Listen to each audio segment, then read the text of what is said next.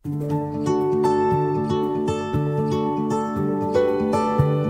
suara sahabat Kroci dimanapun Anda berada. Kali ini kita akan kembali dalam pembahasan yang kedua. Kalau pada tayangan yang pertama tentang jemaat di Efesus, maka yang kedua kita akan membahas tentang jemaat di Smyrna. Sebelumnya kita akan angkat satu pujian, Kuasamu terlebih besar. Haleluya, puji Tuhan. Kuasamu terlebih besar, Tuhanku terlebih besar. Tak pernah terlambat janji-Mu ya Tuhan, menolong hidupku. Kuasa-Mu terlebih besar, Tuhanku terlebih besar. Tak pernah terlambat janji-Mu ya Tuhan, pulihkan hidupku. Tak pernah terlambat janji-Mu ya Tuhan, pulihkan hidupku. Haleluya, puji Tuhan. Suara sahabat Kroci dimanapun Anda berada, kali ini kita akan membahas tentang jemaat di Smyrna. Dan yang menjadi pertanyaan adalah, apa perilaku hidup jemaat di Smyrna yang harus diteladani oleh jemaat pada masa kini? Mengapa demikian? Karena jemaat di Smyrna memberikan ada 3 teladan yang luar biasa. Dan kita sebagai jemaat Tuhan di masa kini dan yang akan datang, kita harus belajar menganalisa dan belajar mentaati, bahkan meneladani jemaat di Smyrna, Bapak Ibu dan Saudara. Dan ini menarik. Yang pertama, Bapak Ibu dan Saudara, mengapa jemaat di Smyrna harus menjadi teladan bagi kita saat ini? Karena Bapak Ibu dan Saudara, jemaat di Smyrna semacam suatu pilot project, Bapak Ibu dan Saudara, menjadi percontohan yang menjadi pilihan Tuhan sendiri. Bapak Ibu dan Saudara, kalau kita membaca Wahyu pasal yang kedua, ayat yang ke-8 sampai ayat yang ke-11, maka diawali dengan ayat yang ke-8, dan tuliskanlah kepada malaikat jemaat di Smyrna, inilah firman dari yang awal dan yang akhir, yang telah mati dan hidup kembali. Bapak Ibu dan Saudara, ayat ini begitu menarik, Bapak Ibu dan Saudara. Dan kita akan melihat mengapa jemaat di Smyrna menjadi jemaat yang dipilih dan menjadi percontohan atau pilot project, Bapak Ibu dan Saudara. Karena jemaat di Smyrna adalah jemaat yang kehidupannya menjadi gambaran, yang menjadi poster, yang menjadi tulisan hidup, Bapak Ibu dan Saudara, yang dapat dilihat oleh banyak orang, dapat diteladani oleh banyak orang karena kualitas mereka, karena identitas mereka, karena kerohanian mereka, karena hidup mereka itu benar-benar terbukti, Bapak Ibu dan Saudara, menjadi teladan yang patut, yang layak, Bapak Ibu dan Saudara. Bukan abal-abal, bukan sesuatu yang katanya, tetapi benar-benar teruji dan menjadi buah bibir yang berkenan di hadapan Tuhan dan di depan banyak orang, Bapak Ibu dan Saudara. Dan itulah yang kemudian menjadi alasan mengapa jemaat di Smyrna menjadi pilihan Tuhan sendiri untuk menyaksikan tentang bagaimana Tuhan adalah yang awal dan yang akhir, ingin disampaikan lewat siapa? Lewat jemaat di Smyrna. Karena apa? Mereka menjadi salah satu dari 7 jemaat yang dipilih Tuhan. Karena itu mereka menjadi percontohan yang luar biasa. Memang dalam Alkitab tidak banyak diceritakan tentang jemaat di Smyrna, tetapi Bapak Ibu dan Saudara, jemaat di Smyrna adalah jemaat yang hidupnya benar-benar membawa dampak yang luar biasa. Karena itu mereka dipilih Tuhan. Dan alasan kedua mengapa jemaat di Smyrna menjadi jemaat yang kemudian dipilih Tuhan, menjadi percontohan, karena jemaat ini kemudian menjadi kasih sayang Tuhan yang luar biasa. Karena apa? Karena jemaat ini benar-benar memiliki kehidupan yang memberikan gambaran, memberikan teladan hidup, menjadi tulisan hidup tentang bagaimana hidup mereka itu benar-benar berkorban untuk kemuliaan nama Tuhan, Bapak Ibu dan Saudara. Dan mereka menyaksikan bagaimana karya Yesus di atas kayu salib lewat kehidupan mereka, lewat teladan, lewat apa yang mereka lakukan. Dan ini luar biasa, Bapak Ibu dan Saudara. Artinya apa? Bahwa jemaat di Smyrna benar-benar adalah jemaat yang sudah menang atas banyak hal, tentang menang atas diri mereka, menang atas segala godaan dan tantangan, Bapak Ibu dan Saudara. Karena itu mereka menjadi pilihan.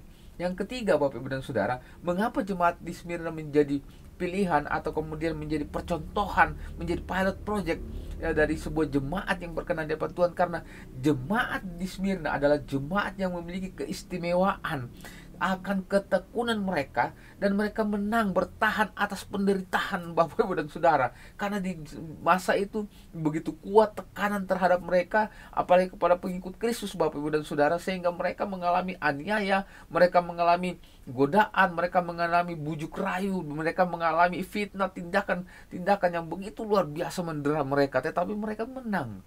Karena itu mereka menjadi pilihan, Bapak Ibu dan Saudara, menjadi percontohan, Bapak Ibu dan Saudara. Orang-orang, saya mendengar dan membaca juga di beberapa artikel bahwa orang-orang yang masuk dalam pasukan khusus, Bapak Ibu dan Saudara, di Angkatan Bersenjata Republik Indonesia, di Tentara Nasional kita, adalah orang-orang pilihan, orang-orang yang punya kualifikasi yang unik dan istimewa, Bapak Ibu dan Saudara. Dan mereka menjadi suatu pasukan yang dapat diteladani dan kemudian menjadi buah bibir yang luar biasa karena kemampuan mereka, karena kualitas mereka, Bapak Ibu. Nah, Bapak Ibu dan Saudara, dalam jemaat di Smyrna mereka juga sama. Mereka adalah pilihan karena apa? Mereka telah teruji oleh ruang dan waktu, Bapak Ibu dan Saudara. Luar biasa. Karena itu, Bapak Ibu dan Saudara, hal yang harus kita teladani dari jemaat di Filipi, bahwa hidup mereka menjadi poster, menjadi tulisan yang hidup, menjadi teladan yang menjadi gambaran terbaik dari apa yang Tuhan inginkan.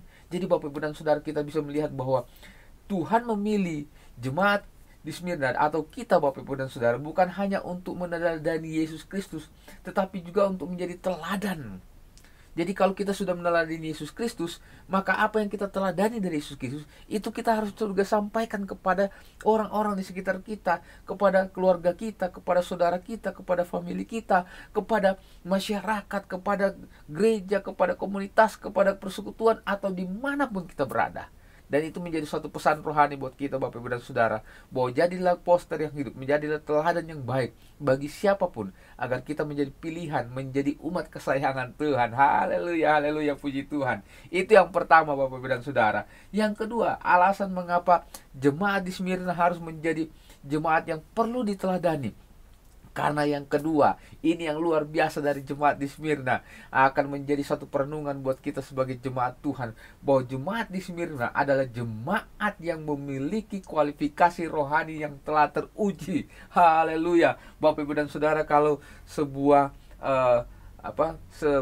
satu set mobil, Bapak Ibu dan Saudara, akan diproduksi, mereka harus juga melewati yang namanya mobil itu harus melewati yang namanya uji emisi, uji karbon, uji segala macam, uji mesin, uji ketahanan, uji kemampuan apapun, jarak, uji yang sekarang lagi sedang tren, yaitu uji emisi karbon, supaya dapat mengurangi apa yang namanya dengan pengaruh dari hal-hal untuk mencemari udara, Bapak Ibu dan Saudara. Dan hal ini juga sama, bahwa jemaat di Smyrna adalah jemaat yang memiliki kualifikasi rohani yang luar biasa, dan kualifikasinya itu sudah teruji. Artinya apa? Sudah layak, Bapak Ibu Saudara, sudah layak menjadi teladan. Nah, Bapak Ibu dan Saudara, apa saja yang kemudian menjadi bukti kerohanian dari jemaat di Smyrna, Bapak Ibu dan Saudara? Bahwa jemaat di Smyrna yang pertama memiliki kesusahan, sekalipun mereka secara manusia memiliki kesusahan, kemudian kemiskinan, tetapi mereka kaya di dalam ketekunan, mereka kaya di dalam iman, mereka kaya kaya dalam kasih mereka kepada Tuhan, kasih mereka terhadap pelayanan, kasih mereka terhadap sesama, Bapak Ibu dan Saudara, dan khususnya kepada Tuhan. Sekalipun mereka miskin secara jasmani, secara manusia mereka dipandang dalam status sosial, wah, mereka ini siapa sih, Bapak Ibu dan Saudara? Mereka dilihat, dipandang secara mata jasmani, mata kasat mata kita, mereka jemaat yang miskin Bapak Ibu dan Saudara, baik dari sisi sosial mereka, dari apapun mereka dianggap miskin Bapak Ibu dan Saudara.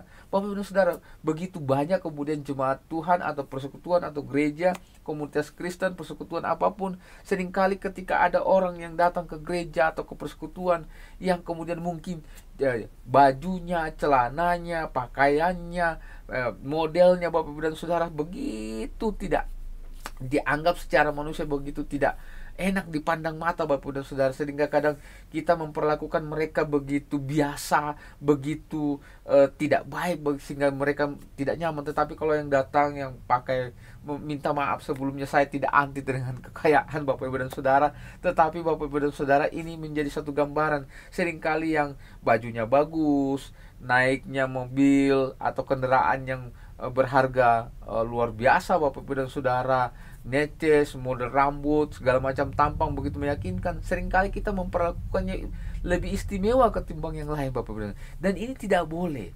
Jemaat di Smyrna sudah menjadi satu teladan patokan yang luar biasa. Karena apa? Mereka mengasihi terhadap sesamanya, mereka melayani Tuhan, mereka mengorbankan segala sesuatunya, mereka bahkan tidak gampang dibujuk dirayu Bapak Ibu dan Saudara. Sekalipun nanti di dalam ayat berikutnya ada 10 orang di antara mereka yang katanya dan mereka harus dilemparkan Bapak. Artinya Bapak, mereka juga mengalami pemurnian, mereka mengalami pemisahan Bapak Ibu dan Saudara. Dan ini yang dialami oleh jemaat di Smyrna. Tetapi mereka lulus uji, mereka tahan uji. Karena apa? Kualifikasi rohani mereka luar biasa. Itu makanya mereka disebut sebagai orang yang kaya Bapak Ibu dan Saudara. Nurani kasih mereka kepada Yesus Kristus itu luar biasa. Pertanyaannya, kita sudah memiliki atau tidak? Ayo mari kita sama-sama koreksi dan memperbaiki diri. Hal yang kedua, mengapa jemaat di Smyrna adalah jemaat yang memiliki kualifikasi atau kerohanian yang telah teruji? Karena Bapak Ibu dan Saudara, jemaat ini adalah jemaat yang juga mengalami tekanan dalam hal fitnah Bapak Ibu dan Saudara. Ada kelompok-kelompok yang menganggap dirinya lebih suci, lebih genetik, sebagai keturunan Yahudi Bapak Ibu dan Saudara, menganggap lebih istimewa, menganggap lebih baik Bapak Ibu dan Saudara, sehingga memfitnah jemaat-jemaat yang ada di Smyrna. Dan apa yang terjadi Bapak Ibu dan Saudara? Rupanya jemaat di Smyrna itu karena ketekunannya luar biasa, karena kasihnya, mereka memiliki kualifikasi, memiliki kualitas rohani yang bagus, yang di atas rata-rata Bapak Ibu dan Saudara, dan telah teruji. Rupanya hal itu tidak membuat mereka kemudian rontok, tidak membuat mereka kemudian jatuh, atau kemudian terbawa, atau kemudian termakan oleh fitnah. Tetapi mereka tetap setia dan membuktikan diri perlahan demi perlahan, sekalipun deraan fitnah, deraan cerca, mungkin sudah digosipin di luar sana Bapak Ibu dan Saudara, tetapi mereka tetap setia, taat di hadapan Tuhan. Mereka tidak terbawa oleh suasana fitnah itu. Dan apa yang terjadi Bapak Ibu dan Saudara? Yang memfitnah mereka justru menjadi rontok. Kemudian mereka, Bapak dan Saudara, orang-orang yang memfitnah tersebut, mereka lupa diri untuk memperbaiki diri, sehingga apa? Mereka menjadi sama seperti iblis. Dikatakan dalam ayat tersebut, mereka menjadi jemaah dari iblis Bapak Ibu dan Saudara. Haleluya. Begitu Bapak Ibu dan Saudara, begitu banyak keadaan di sekitar kita yang seringkali juga sama.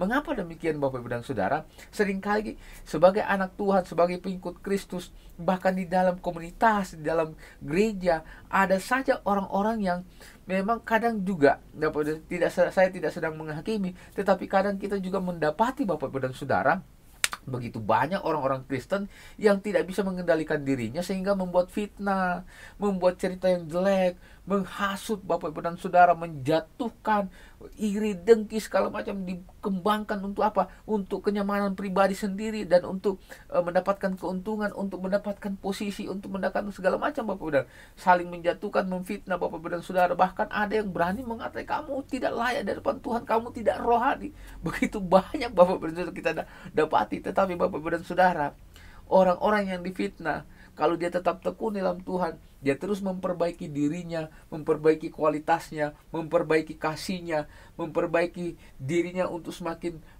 murni di hadapan Tuhan. Tetapi orang-orang yang memfitnah Bapak Ibu dan Saudara, seringkali mereka puas diri, lupa memperbaiki diri, lupa memperbaiki karakter, lupa memperbaiki pikiran, perasaan, tindakannya, lupa untuk bukan lupa, tidak mau memperbaiki. Karena apa? Sudah merasa cukup, sudah merasa rohani, sudah merasa lebih baik dari yang lain, Bapak Ibu dan Saudara. Karena itu Bapak Ibu dan Saudara, jika engkau difitnah, jika engkau dianggap keji, jika engkau kemudian digosipkan segala macam, bersyukurlah di hadapan Tuhan, karena dengan cara itu engkau akan memperbaiki dirimu, mengoreksi dirimu, mengambil bagian untuk kemudian sungguh-sungguh memperbaiki diri di hadapan Tuhan, memperbaiki hubungan dengan Tuhan supaya engkau mungkin lebih baik. Karena dengan demikian ada banyak waktu untuk diri memperbaiki diri. Haleluya, puji Tuhan. Jadi jangan pernah takut difitnah, Bapak Ibu dan Saudara. Jemaat di Smyrna, mereka sudah tahan uji, mereka sudah terbukti kualitas rohaninya luar biasa. Karena itu mereka patut untuk diteladani, Bapak Ibu dan Saudara. Dari dua hal tersebut di atas, maka ada satu pesan rohani buat kita. Jemaat yang militan dan teruji iman dan kasihnya kepada Kristus Yesus adalah jemaat yang memiliki kualifikasi yang kuat dan teguh dalam Tuhan dan tidak terbawa oleh arus dunia, sekalipun berada dalam kondisi dan suasana yang tidak menyenangkan dan tertekan, sekalipun namun tidak menyurutkan iman dan kasihnya kepada Yesus Kristus. Bapak Ibu dan Saudara, begitu banyak orang kemudian tergoda, jatuh di dalam bujuk rayut, mereka terpancing, Bapak Ibu dan Saudara. Tetapi Bapak Ibu dan Saudara, jemaat di Smyrna sudah memberikan contoh. Mereka tidak gampang terbawa, mereka tidak gampang kemudian untuk terombang-ambing iman mereka, tetapi mereka tahan uji, dan ini luar biasa. Sekalipun fitnah mendera mereka, banyak hal kemudian berusaha menjatuhkan mereka, bahkan berusaha untuk merusak mereka, berusaha untuk menghilangkan damai sejahtera mereka, tapi mereka tetap tahan uji. Haleluya, puji Tuhan. Itu makanya jemaat Smyrna, sekalipun yang dibahas dalam ayat ini hanya ada 1, 2, 3, 4 ayat, tetapi ini sungguh luar biasa, Bapak dan Saudara. Nah, kita mau masuk dalam alasan yang ketiga, mengapa jemaat Smyrna perlu diteladani perilaku kehidupan mereka sebagai satu jemaat, Bapak Ibu dan Saudara. Yang ketiga adalah karena hidup mereka penuh dengan perintah, penuh dengan kehidupan yang berada dan selalu siap dalam kehendak Allah. Dengan kata lain, bahwa jemaat ini adalah jemaat yang selalu hidupnya berada dalam kehendak Allah. Dalam ayat yang 10 sampai ayat yang 11 ada hal yang unik. Ada berulang-ulang kali kemudian kan digunakan kata-kata yang sifatnya memerintahkan.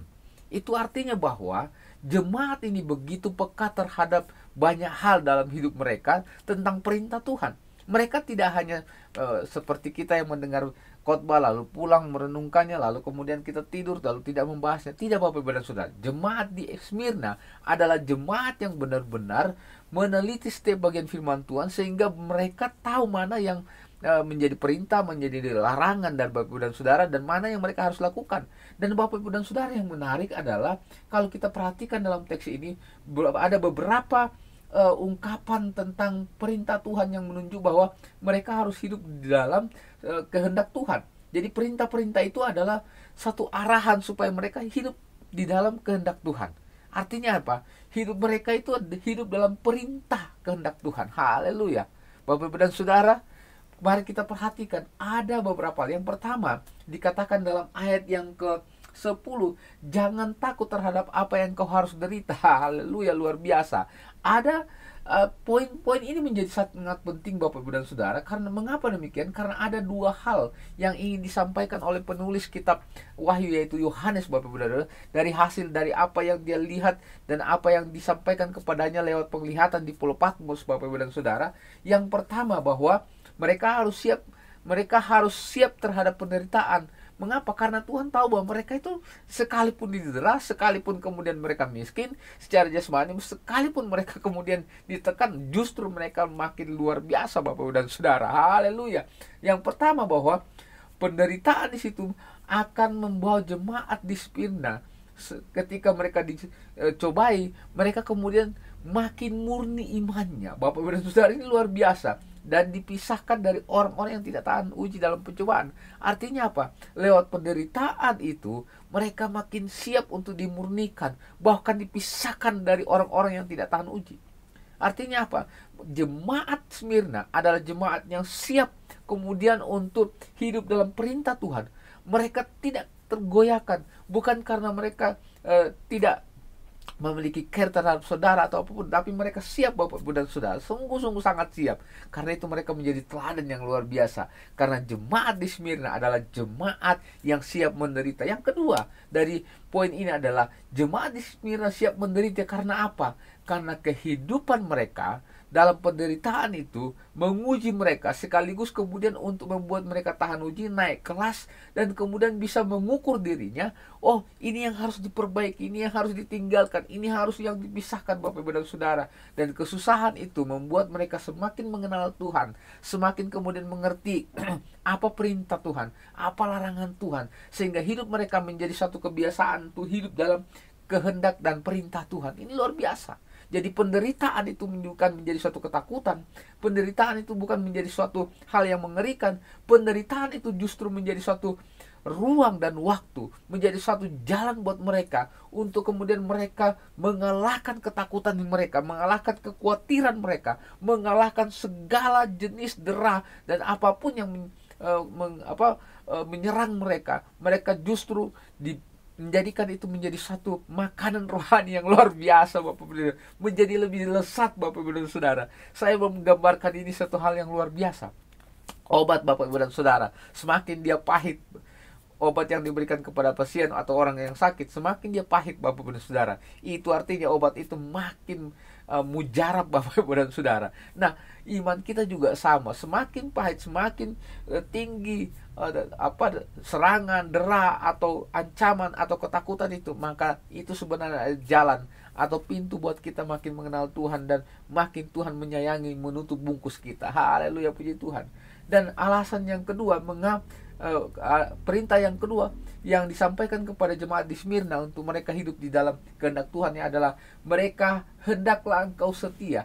Kata setia di sini menuju kepada baik itu keukuran waktu, ruang Bapak dan Saudara, tetapi juga Bapak dan Saudara menjadi suatu ukuran supaya mereka bisa mendapatkan hadiah. Apa itu hadiahnya? Mahkota kehidupan.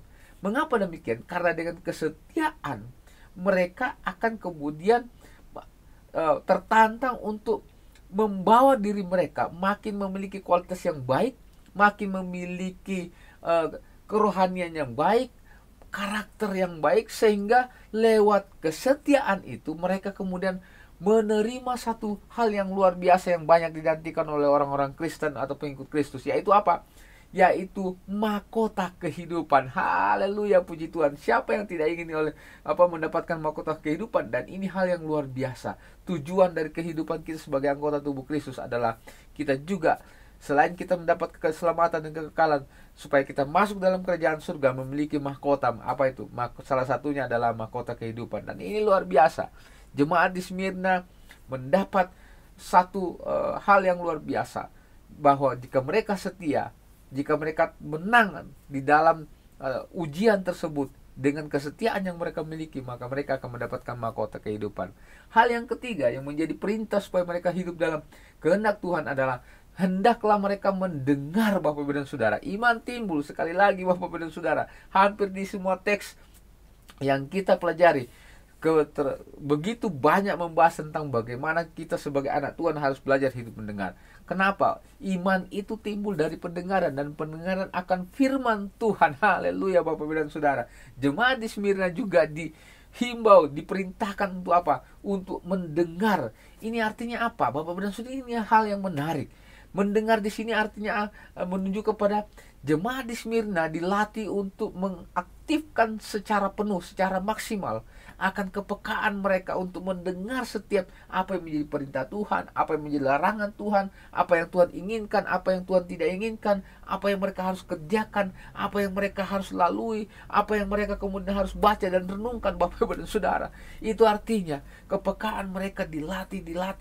Kenapa? Dengan mereka peka mendengar segala sesuatunya dari kehendak Tuhan, maka mereka semua akan makin mengerti apa yang mereka harus lakukan Bapak Ibu dan Saudara. Dan orang-orang yang memiliki kepekaan mendengar akan suara Tuhan, Bapak Ibu, ini gambarannya suara Tuhan, maka Bapak Ibu dan Saudara, dia akan makin mengerti kehendak Tuhan. Hari ini Bapak Ibu dan Saudara, begitu banyak orang-orang kemudian tidak kemudian memiliki kepekaan di dalam mendengarkan suara Tuhan lewat firman Tuhan, Bapak Ibu dan Saudara. Karena apa? Mereka tidak pernah mengaktifkannya dengan baik. Begitu banyak orang, Bapak Ibu dan Saudara, kalau kita membaca berita atau kemudian kita menonton baik di YouTube, di media apapun, Bapak Ibu dan Saudara, kita bisa melihat bahwa begitu banyak perilaku-perilaku yang kemudian tidak mencirikan akan kehidupan yang selayaknya. Begitu banyak orang ketika bersentuhan emosinya, kemudian menyiksa, kemudian orang tersebut bisa mati, Bapak Ibu dan Saudara. Ada juga yang kemudian terhadap istrinya, Bapak Ibu dan Saudara, tiba-tiba mengangkat dan lalu membuangnya, Bapak Ibu dan Saudara. Ada kemudian anak memperlakukan orang tua secara tidak wajar, ada juga orang tua memperlakukan anak secara tidak wajar. Begitu banyak, karena mereka tidak punya kepekaan, Bapak Ibu dan Saudara. Bahkan di dalam gereja juga sama, di dalam persekutuan, di dalam komunitas, di dalam keluarga Kristen, seringkali Bapak Ibu dan Saudara, emosi, kemudian perselingkuhan, atau kemudian amarah, atau kemudian judi ataupun korupsi segala macam, Bapak Ibu dan Saudara, seringkali terjadi. Karena apa? Karena tidak belajar mengaktifkan suara Tuhan, sehingga mereka melenceng, melakukan banyak dosa, melakukan banyak pelanggaran. Apa yang terjadi? Mereka kemudian tidak disukai oleh Tuhan, dan akhirnya apa? Mereka harus menanggung banyak hal. Bapak Ibu dan Saudara, kalau kita membaca ayat yang ke-11, ada hal yang menarik, bahwa orang-orang, siapa bertelinga hendaklah ia mendengarkan apa yang dikatakan Roh kepada jemaat-jemaat. Dan ayat bagian selanjutnya, barang siapa menang, ia tidak akan menderita apa-apa oleh kematian yang kedua. Haleluya, puji Tuhan. Dan Bapak Ibu dan Saudara, kalau kita baca ayat ini begitu mendalam, kita berulang-ulang, maka kita akan paham bahwa orang-orang yang mendengar, peka, mengaktifkan pendengaran rohaninya, mengaktifkan pendengarannya Tuhan kepada firman Tuhan, maka mereka akan dipimpin oleh Roh Kudus, dipimpin oleh Roh Tuhan kepada hal yang baik, dan mereka akan menang, Bapak dan Saudara. Dan kalau kita membaca bagian ayat 11, itu artinya mereka tidak akan mengalami penyiksaan neraka, tetapi mereka hidup di dalam kehidupan bersama dengan Tuhan Yesus Kristus, dalam kehidupan yang kekal di dalam kerajaan surga, di dalam hal yang terbaik yang Tuhan sudah siapkan buat kita. Haleluya, puji Tuhan. Dan produknya adalah kalau kita kemudian menjadi jemaat yang taat terhadap perintah yang menjadi kehendak Tuhan, maka kita akan melihat bagaimana Tuhan akan memberikan kepada kita akan keselamatan dan kenyamanan, kedamaian dan sejahtera yang luar biasa. Haleluya, puji Tuhan. Dan saya mau katakan kepada kita semua, kehendak Tuhan adalah lintasan dan koridor, dan yang berujung kepada pengenalan akan Tuhan dan perintah serta larangannya. Selain itu menjadi satu rekomendasi agar jemaat Tuhan sebagai anggota tubuh Kristus akan mendapatkan mahkota kehidupan dalam kekekalan bersama Yesus Kristus. Sebab itu jangan sampai berada di luar kehendaknya. Perintah itu, perintah yang Tuhan berikan, hendaklah engkau siap menderita, hendaklah engkau mendengar, hendaklah engkau kemudian melakukan kehendak Tuhan. Bapak Ibu dan Saudara, dan perintah-perintah lainnya itu adalah koridor, Bapak Ibu dan Saudara. Itu adalah lintasan yang harus kita lalui. Contohnya kereta, kalau dia kemudian keluar dari jalur atau lintasannya, pasti akan mengalami celaka. Nah, kita juga sama, Bapak Ibu dan Saudara. Jemaat Tuhan dimanapun Anda berada, perintah larangan itu adalah koridor atau lintasan atau rekomendasi buat kita. Ini loh yang harus kita lakukan. Jadi Bapak Ibu dan Saudara dimanapun Anda berada, suara sahabat Kurci, jika kita di luar koridor tersebut, di luar perintah Tuhan, di luar larangan Tuhan, maka kita dipastikan akan mendapat celaka. Artinya kita tidak akan dipimpin oleh Tuhan, tetapi kita akan hidup di dalam kehidupan yang penuh dengan kesesakan, dera, kemudian getak gigi di dalam neraka, Bapak dan Saudara. Nah, pilihannya ada terhadap kita semua. Apakah kita mau hidup dalam kehendak Tuhan lewat perintah-perintahnya, atau mungkin kita sudah bosan, Tuhan ini terlalu banyak, kemudian perintahnya terlalu banyak, kemudian ini aturannya, mengapa saya tidak diberikan kebebasan sedikit-dikit saja lah. Kalau saya mau katakan, Bapak Ibu dan Saudara, tidak boleh. Sekali Tuhan katakan jangan, maka kita jangan lakukan, Bapak Ibu dan Saudara. Ikuti saja perintahnya, dan pasti yang terbaik, karena Tuhan selalu menyiapkan sesuatu yang terbaik.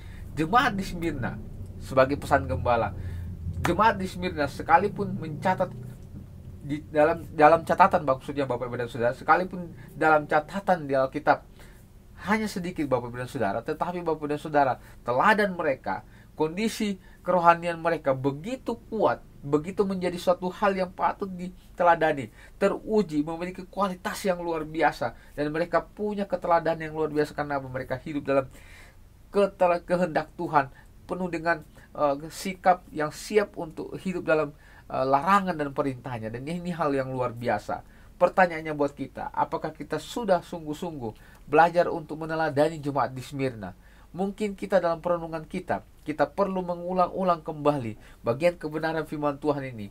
Wahyu pasal 2 ayat 8 sampai ayat 11 menjadi satu teladan yang luar biasa. Mengapa jemaat di Smyrna wajib kita teladani? Karena mereka memiliki kehidupan yang luar biasa. Mereka menjadi percontohan Bapak dan Saudara. Mereka menjadi kemudian jemaat yang memiliki kualifikasi kerohanian yang telah teruji. Dan yang ketiga, mereka hidup dalam kehendak Tuhan yang hidupnya diperintah oleh Tuhan, bukan diperintah oleh keinginan dagingnya, bukan diperintah oleh iblis, tetapi mereka hidup dalam perintah Tuhan yang luar biasa. Dan ganjarannya adalah mereka mendapatkan mahkota kehidupan, mereka mendapatkan kekekalan, mereka mendapatkan kenyamanan yang luar biasa dan yang sifatnya kekal, bukan yang temporal seperti yang dunia tawarkan Bapak Ibu dan Saudara. Mereka boleh miskin, mereka boleh menderita, mereka boleh didera, mereka boleh kemudian diancam, tetapi mereka kemudian kaya, mereka kemudian dilayakkan Tuhan. Dan ini yang luar biasa, bahwa mereka menikmati semuanya itu.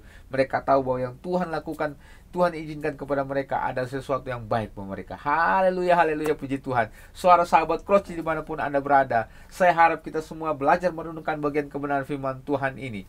Shalom Elohim Besem Hamasia, Tuhan Yesus memberkati. Haleluya.